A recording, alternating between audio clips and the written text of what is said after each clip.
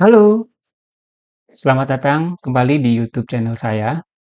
Oke, kali ini kita akan melanjutkan pembahasan dari series video tentang algoritma dan pemrograman dasar dengan topik kita akan lanjutkan lagi ya pengenalannya tentang program dan bahasa pemrograman. Jadi, apa itu bahasa pemrograman dan detail lagi tentang program. Oke, kalau misalnya kita analogikan ya, pemrograman itu istilahnya kita mau memberi perintah kepada komputer atau kita mau memberi instruksi kepada komputer. Ya. Namun sayangnya komputer ini tidak mengerti bahasa manusia, gitu ya. Jadi apa yang kita perintahkan itu tidak dimengerti oleh komputer. Nah, bagaimana agar instruksi atau perintah kita itu bisa dimengerti dan dilaksanakan oleh komputer? Nah, makanya kita butuh translator atau sarana ya yang dapat merubah instruksi kita sehingga bisa dimengerti oleh komputer. Nah, translatornya ini siapa gitu. Nah, kita butuh namanya bahasa pemrograman gitu ya. Jadi, bahasa pemrograman ini akan menjadi sarana komunikasi antara kita sebagai manusia atau programmer dan dengan komputer gitu ya. Nah, dengan bahasa pemrograman ini juga manusia dapat menulis program untuk menyelesaikan berbagai tugas tertentu ya atau berbagai masalah itu bisa diselesaikan gitu. Nah, komponen utama dari bahasa pemrograman ini yang pertama adalah sintak. Jadi, bahasa pemrograman itu memiliki tata bahasa atau aturan atau istilahnya grammarnya lah gitu ya. Gitu. Nah, tata bahasa ini yang menentukan bagaimana kode harus ditulis ya, agar komputer dapat memahami instruksi-instruksi kita. Contoh, misalkan kita ingin menampilkan tulisan Hello World di monitor, misalnya. Di dalam Python kita bisa menggunakan print, gitu ya, atau di PHP kita menggunakan echo. Nah, ini contohnya itu aturannya gitu ya. Lalu yang kedua, komponen utama dari bahasa pemrograman ini adalah semantik. Nah, semantik ini maknanya dari instruksi yang kita tulis gitu ya. Nah, semantik ini menjelaskan apa yang dilakukan oleh sintak tertentu gitu ya. Semantik ini memastikan bahwa kode-kode ya itu memberikan hasil yang sesuai dengan maksud program. Contoh misalkan kita membuat X sama dengan 5. Nah, ini memiliki makna bahwa kita akan membuat variabel X di mana variabel X ini akan mempresentasikan nilai konstantanya adalah 5 gitu. Nah, yang ketiga, komponen utama dari bahasa pemrograman ini yaitu struktur. Jadi struktur ini merupakan cara kode diorganisasi, seperti bagaimana menggunakan fungsi atau membuat fungsi, membuat modul, menggunakan modulnya gitu ya, atau membuat kelas gitu ya, untuk menjaga kode tetap terstruktur, ya, terstruktur rapih gitu dan mudah dipahami. Nah, ini adalah strukturnya gitu ya. Nah, lalu yang terakhir, komponen utama dari bahasa pemrograman ini yaitu compiler atau interpreter.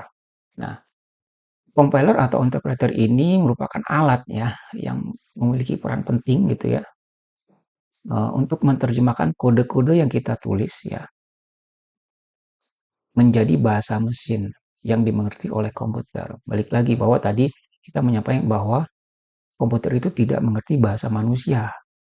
Komputer hanya mengerti bahasa mesin. Nah, jadi bahasa uh, compiler atau interpreter ini akan merubah ya, mentranslate uh, kode-kode yang kita buat, yang kita tulis itu menjadi bahasa mesin sehingga dimengerti oleh komputer. Nah, ada bedanya compiler sama interpreter. Kalau compiler itu menerjemahkan seluruh kode yang kita tulis itu eh, secara keseluruhan dan akan menjadi file eksekusi ya. Itu. Hasil akhirnya nanti adalah file yang dapat langsung dieksekusi atau executable ya atau exe ya kalau dalam di Windows itu ada file exe gitu. Nah, itu adalah hasil dari compilernya. Contoh bahasa pemrograman yang menggunakan compiler gitu ya, yaitu C, C++, Pascal, Java. Nah, Java juga ini merupakan sebagian ya, karena dia prosesnya compile dulu lalu diintegrasikan dengan eh, Java Virtual Machine gitu yang akan eh, menjalankan hasil compilernya gitu ya. Lalu, nah ini kalau kita gambarkan compiler itu seperti ini. Jadi kita punya eh, shortcode atau kode-kode yang kita sudah tulis filenya itu akan di-compile. Nah, hasilnya akan menjadi file executable gitu ya. Jadi saat kita ingin menggunakan lagi programnya, itu kita tidak perlu compile lagi gitu. Kita cukup menjalankan file executable-nya aja gitu.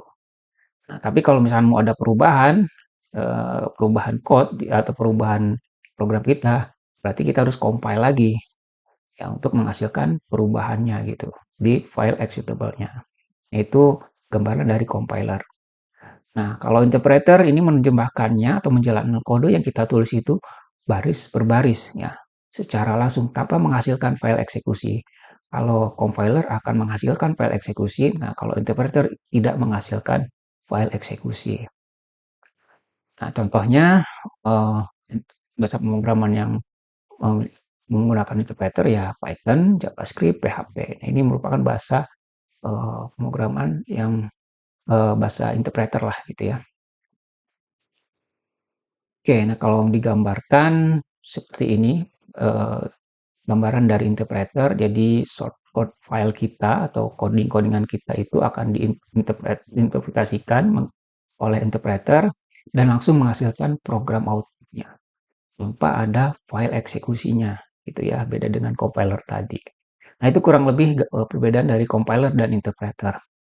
Kita masuk lagi, jadi kita akan mengklasifikasikan bahasa pemrograman berdasarkan tingkat abstraksinya gitu ya. Jadi bahasa pemrograman memiliki tingkatan ya sesuai abstraksinya.